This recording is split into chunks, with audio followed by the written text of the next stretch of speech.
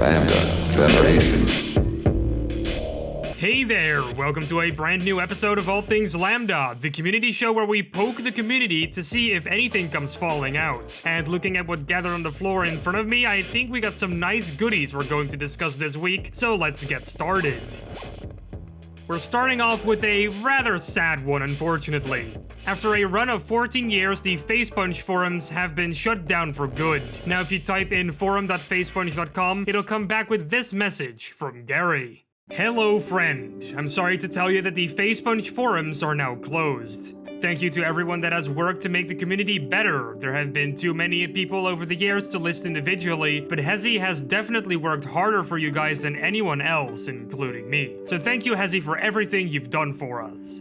Some of the community have started a new forum to host the Facepunch refugees. If you need a new home, please give them a visit.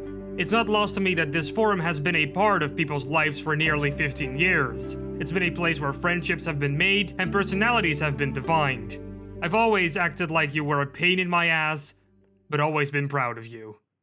Gary Newman. Now, like what Gary said in this very nice and well-written final statement, there has indeed been a new forum that has been created to house the people who didn't want to leave Facepunch quite yet. This forum is called knockout.chat, and a lot of veteran Facepunch members have already been flocking to it. I've left a link in the description to the new forum. I've also left a link to the blog post by Gary explaining the different versions of Facepunch that existed. It's a pretty interesting read. Wow, this is truly the end of an era, isn't it? Guys, Black Mesa is back, and they have news! Oh, wait, it's just a mini update.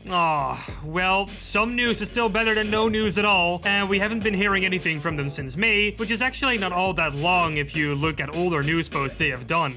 In this brand new update post, they're talking about some minor improvements that they have done on the engine and the way the rocket launcher works. So before, the tracking on the laser-guided rocket launcher was acting a bit off, sometimes not tracking entirely realistically and reliably. They actually went into the code and they have completely rewritten how the rocket launcher's guiding system works, and it should work like a charm now. They have also added a new HUD icon for it too, which appears around the crosshair. Next up, we have a new stumble animation for the zombies. Now, when you shoot them in the leg, they'll actually lose their balance and stumble to the floor a bit, only to crawl back up because they really want your brain super bad.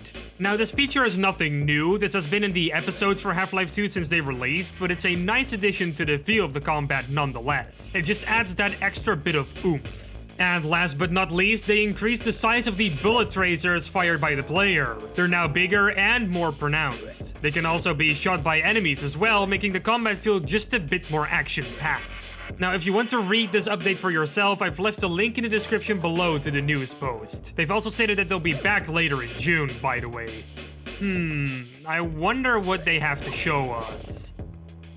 Have you ever wanted to have an expanded Half-Life experience? Well, modder Peter Brev has got you covered. His mod called Hard Duty is bound to expand the Half-Life universe with new content and improvements, and it has recently received a media update.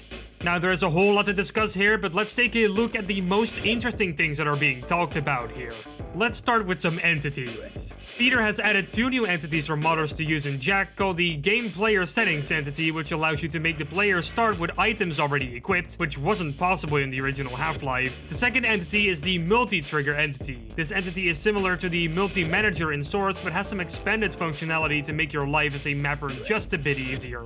Apart from the entities, we also have some new in-game models. Well, new, they're the scanners and the wall chargers from the PlayStation 2 port of Half-Life, so technically they're not new, but they're here now. There's also a sound for the long jump module, a movement indicator also brought over from the PlayStation 2 version, and ropes are actually present now.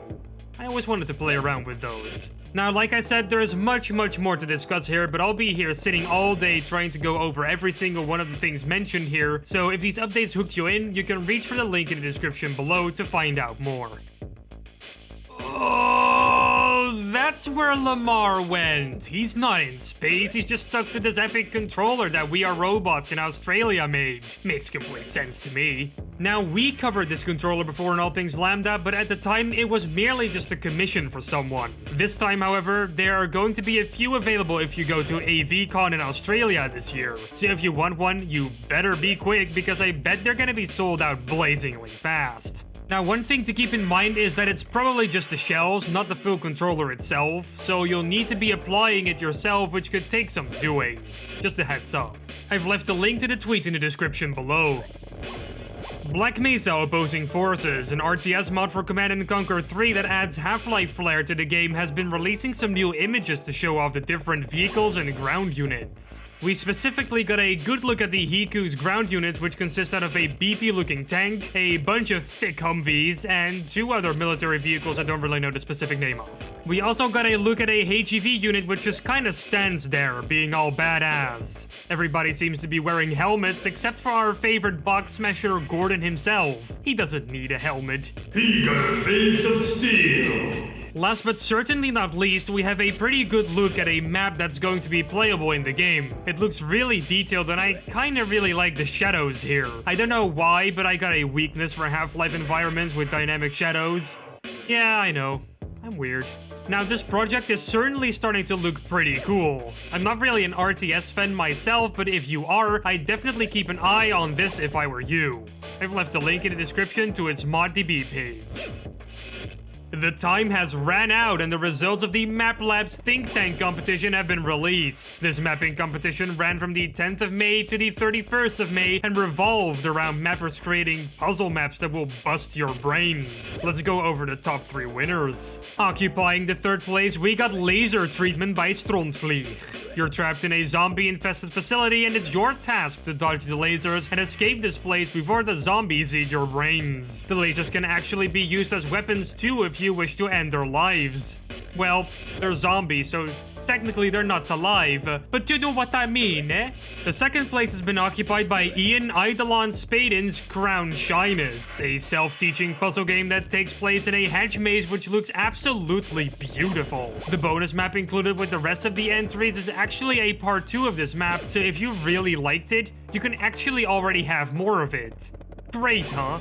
And for the 1st place, we got Water is Cold by Rocky B. This is probably one of the most visually interesting entries in the competition. Even though the mechanics aren't entirely consistent throughout the map, the level design and the aforementioned art style make up for it in a big way. Definitely a recommendation.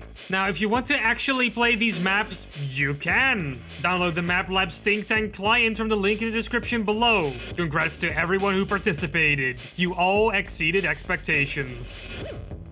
Well, somebody just entered the age of adultness.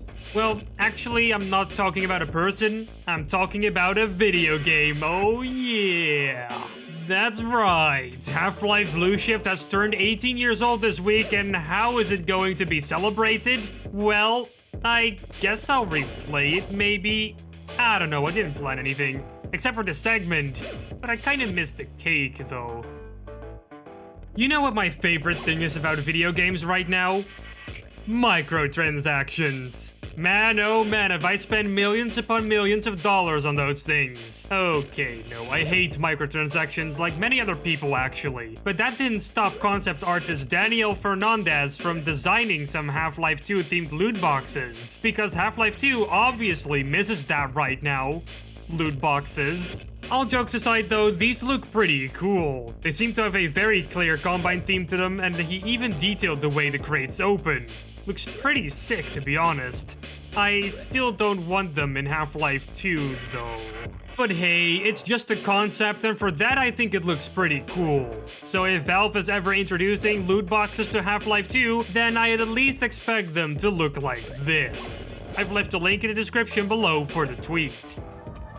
You know what also tweets? Our official Twitter account. It's at LambdaGen. There, amongst all of our other social media channels, we post Half-Life content every day. Everything is on screen right now. Oops, it's gone.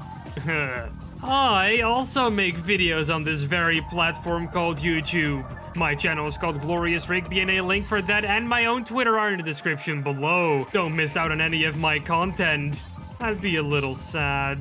And with that, episode 48 of All Things Lambda comes to an end. I'll be back next week, but in the meantime, click that subscribe button and the bell icon next to it to never miss another All Things Lambda. Salutations, and take care. This mapping competition ran from the 10th of May till the 31st of May.